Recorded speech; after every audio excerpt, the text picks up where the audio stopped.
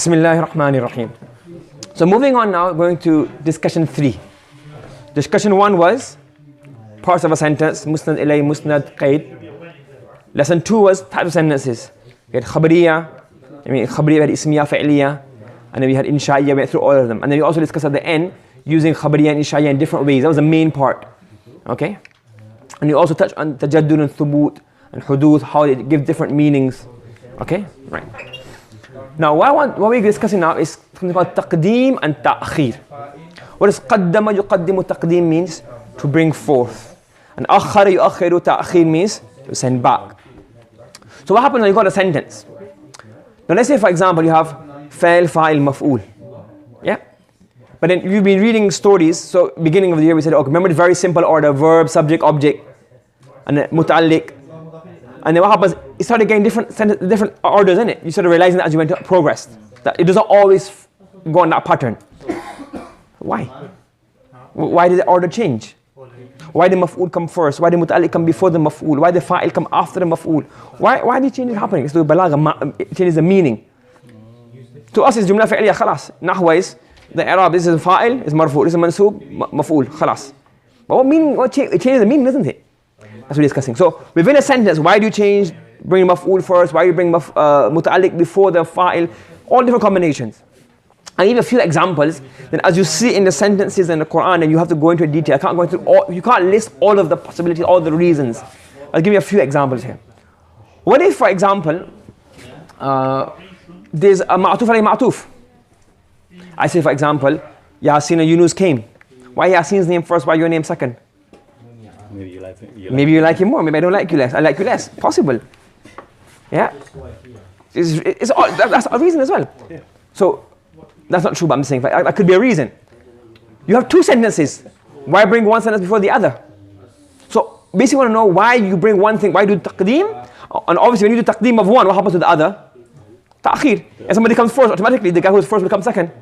If somebody on top, then he will drop down. So when you do taqdeem, automatically what happens? Ta'khir. If you do taqdeem of the maf'ul, automatically the fa'il goes mu'akhar. So they come hand in hand. So the order of jumla is what? Mubtada khabar. Or in jumla fi'liya is going to be what? Fa'il, fa'il, maf'ul. Very basic stuff. Okay? Now let's say for example we got a sentence like this. What does this mean? Our Lord is Allah. What does this mean? Allah is our Lord. Now, you have to bring mubtada khabar, the order, when one is ma'rifah, one is nakira. If I say, for example, Zaydun qa'imun. Obviously, Zayd has to come first, isn't it? One is ma'rifah, one is nakira, and even qa'imun can't become a mubtada anyways. Or I say, for example, Zaydun ustadun. Zayd is a teacher. But let's say have the word Zayd and al-ustad. Which one do you bring first then? Because both are ma'rifah, innit? So in Nahw, you won't discuss this. In Nahw, we say, well, ma'rifah, bring anyone you want as mubtada, is ma'rifah, is fine. You can do vice versa. You can do vice versa. But it must be a reason. Okay? Let me give an example. If I say, my Yasin and my friend. Okay? So somebody asks, somebody knows I have a friend. They don't know who is my friend. So what I say? My friend is Yasin. And somebody sees my message. Somebody's reading to my WhatsApp. Hey, who's Yasin? So I say what? My friend. No, I say Yasin is my friend. Do you understand? So, I could say my friend. Even no, because now in this point, the topic of conversation is Yasin. So who's Yasin? Who's this guy? Who's this guy messaging you all these messages? So I say what? Yasin is my friend. And if it's others, he goes, okay, who's your friend? You got a friend? I say, yeah, I got a friend. Who's my friend? My friend is Yunus. Make him happy a bit as well. Yeah? You understand? You get what I'm trying to say? yes. So in this we have to study the whole ayah. Why in this ayah is Rabbuna Allah? So that means that we're talking about Rabbuna. We know about our Rabb. Who's your Rabb? Allah. And here you're talking about who's Allah? Rabbuna. And obviously the sentence will change. So when you got two ma'rifahs, you can do it both ways, but there must be a difference between the two of them. Okay? Moving on. Why would you change the normal? So example, in there, both are ma'rifah. So it didn't really change the order. But what if you want to change the order? Like for example, you bring a maf'ul first, before the fa'il. Or you bring the maf'ul even before the fa'il. Why would you do that?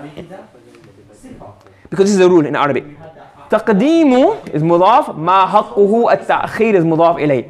Bringing forward that which should be brought afterwards, or that thing which should be brought later. If you bring it forward, then yufidul hasra, it gives a benefit of emphasis. So for example, the maf'ul, which should it come at the beginning or the end? And the end. Haqquhu ta'khir, it's right, it's due, is a ta'khir. But if you do taqdeem of it, what do you do now? Create emphasis. Look at this example. Okay? So we can say, for example, Deenukum lakum wa deeni li. So then, Deenukum is mubtada, and lakum is khabar. Your religion is for you, and lakum, and deeni li, and my religion is for me. But what happens when you bring the khabar first?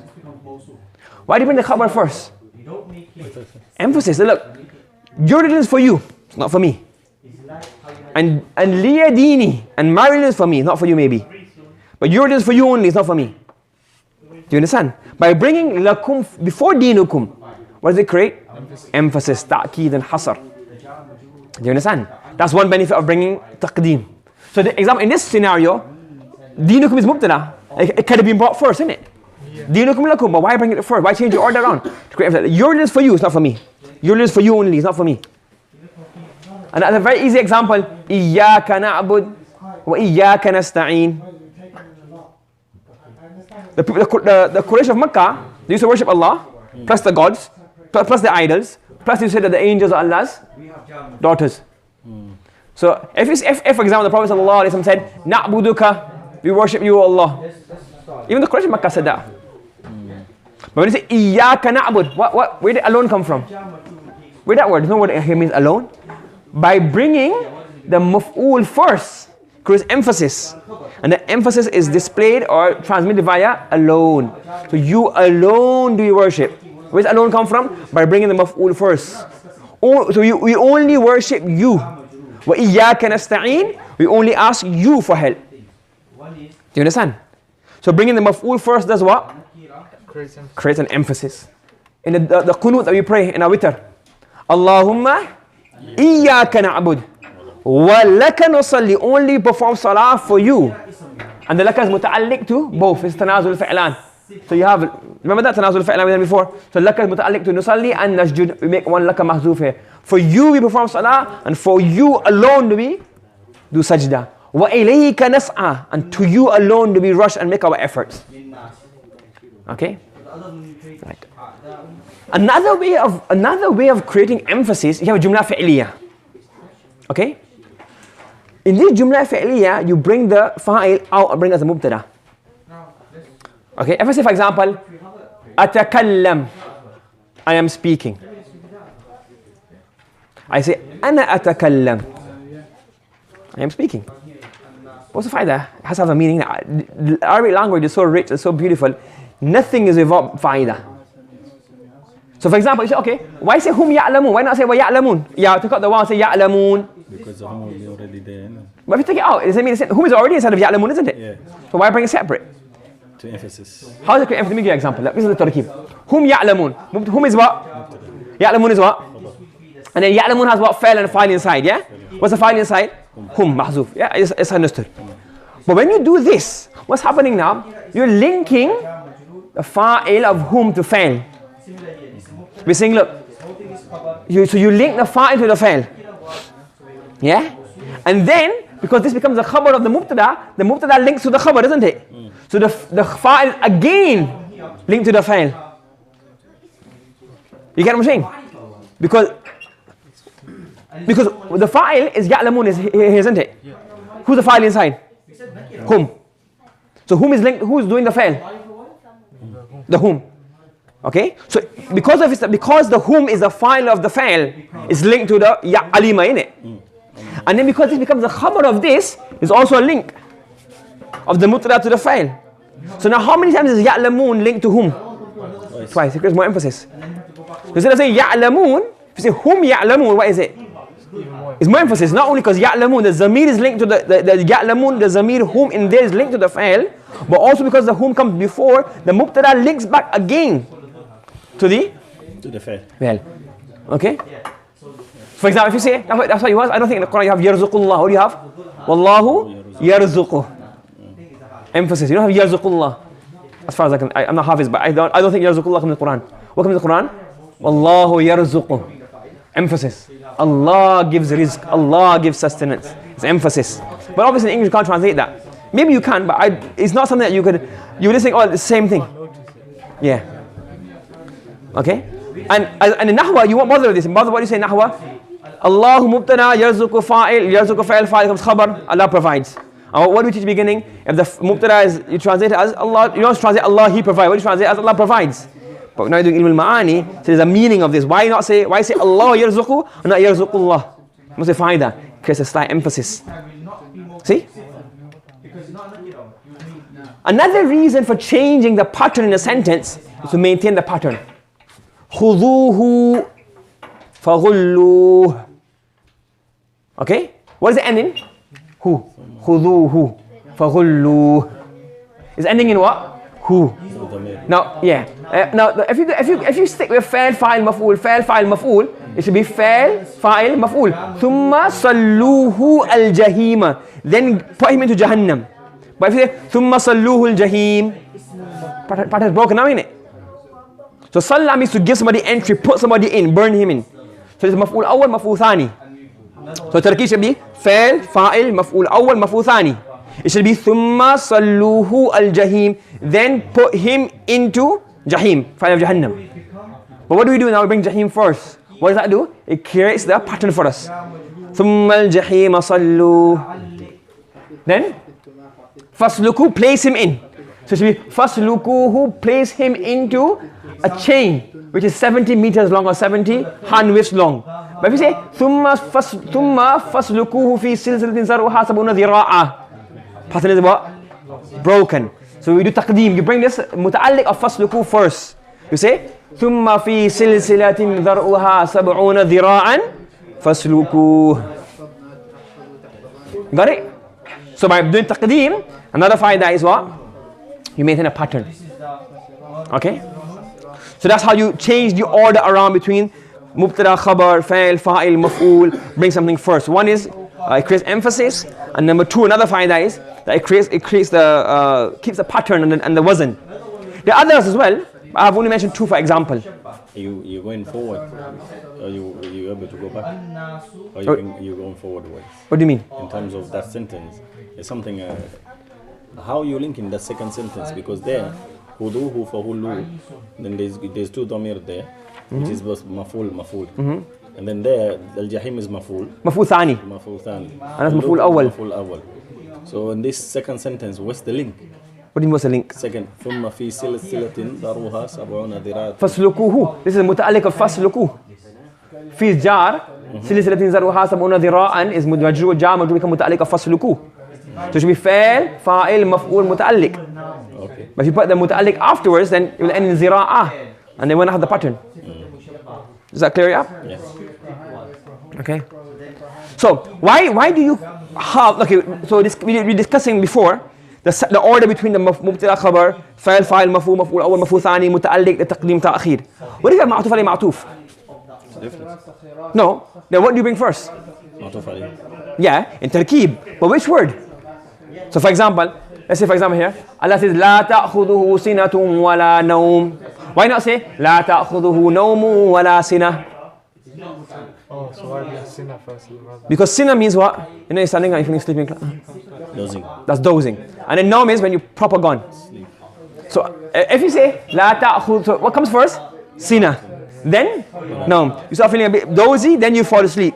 So you actually use what's the actual order of the progressive order? Sinner comes first, then naum. So Allah used that. That's why you put sinner first and naum second. Who came first? For example, Hazrat Yaqub alayhi salatu wasalam, when he was passing away, he said, مَا تَعْبُدُونَ مِن بَعْدِي. Who are you going to worship after me? So his son said, قَالُوا نَعْبُدُ إِلَهَكَ وَإِلَهَ آبَائِكَ. We're going to worship your Lord and the Lord of your forefathers. Who are your forefathers in order? Ibrahim, wa Ismail, wa Ishaq. So why not say Ishaq, wa Ismail, wa Ibrahim? Keep the order. It's common sense. That's one reason you have this structure. So then between the ma'tuf and ma'tuf, you keep in the real order. That's common sense as well. That's nothing like too eloquent. It's just really common sense. Another example to show rank. You mention the higher person first. So for example here, Allah says, and remember year of when Ibrahim alayhi salatu wasalam was lifting the foundation of the house. And Ismail was also lifting. Now here, not only have we got Ibrahim first and Ismail second, because obviously who's more important? The father. But let's put a delay. So who's the main guy? And who was helping? Out of respect. You understand? So there's a reason we've done Ta'khir of Ismail, his name, to show that the main person is what? Ibrahim. And who else was there? Ismail. Okay? And this is also we also find this in the seerah of the Prophet sallallahu alaihi wasallam. Hazrat Umar radiyallahu ta'ala anhu used to say that the Prophet sallallahu alaihi wasallam never used summer, meaning hung around at night time and talk. So go to sleep straight after Isha. Unless sometimes the Prophet sallallahu alaihi wasallam used to call Abu Bakr radiyallahu anhu for mashwara. And I used to be there as well. So who the Prophet used to call really? Abu Bakr. And Umar. But Hazrat Umar, out of respect, he said he called Abu Bakr. I used to be there as well. So it's also kind of respect that when you are doing something with somebody elder or senior, you should attribute the work to him. And they said, well, I was helping as well. You understand? So he was the guy doing the main work, but I was just assisting him. That's what other we learn from this Quran, from the Quranic ayah. Okay? You like that point? Yes, nice. Yeah? Okay? Another reason you can give an order between the sentences to give glad tidings. What happened? Hazrat Isa ﷺ was in his house and the Banu Israel wanted to kill him. Okay? Whatever version of the story you took, they were planning to murder him. So Allah revealed wahi. Okay? Okay? So, first thing Allah said was, Ya Isa, inni mutawaffika. O Isa, I am going to give you a normal death. O Isa, I am going to give you a full death. A normal death. What's that mean? They're not going to murder you. Do you understand?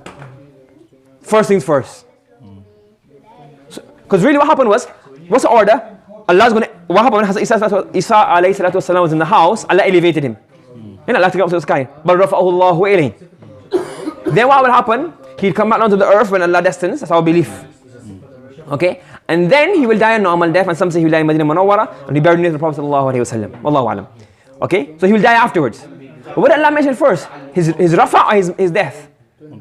Why? Because he was surrounded and he was imprisoned. He was like, oh no, he might be murdered now. A mob was on his house, ready to mob him and basically, yeah, exactly. So Allah said, like, don't worry. When he got a car accident, the first thing is going to say, what? He's safe. The car got right off. But what do you mention first? The most important point, he's safe. He's not hurt. Do you understand? Do you understand? Yeah. So that's what we say. So, Ya inni mutawaffika. Indeed, I am going to give you death, meaning you are safe. Don't worry about this. Warafi'uka, and I will elevate you, I will lift you up now and you'll be safe from them. But the first thing is that, don't worry. Another example of this is, same example, but similar structure. But not between the ma'tuf and ma'tuf, but between two sentences. The Prophet sallallahu alayhi wa sallam, imagine I was a really, really strict teacher. Yeah? And I used to, I don't know, run by, I used to beat you up and all that, yeah? I can't beat you, you're too big for me. But let's say for example, I used to do that, yeah? And I call Adil. And Yasin goes and calls Adil and says, Must have vexed, are you hungry? You never learned yourself, you fail your exam. What's going to happen? Oh no, Master's calling me and this Master's going to batter me. Well, straight away what happens?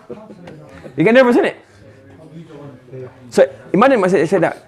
So when you go there, what do you do first? Common sense, look. Calm down.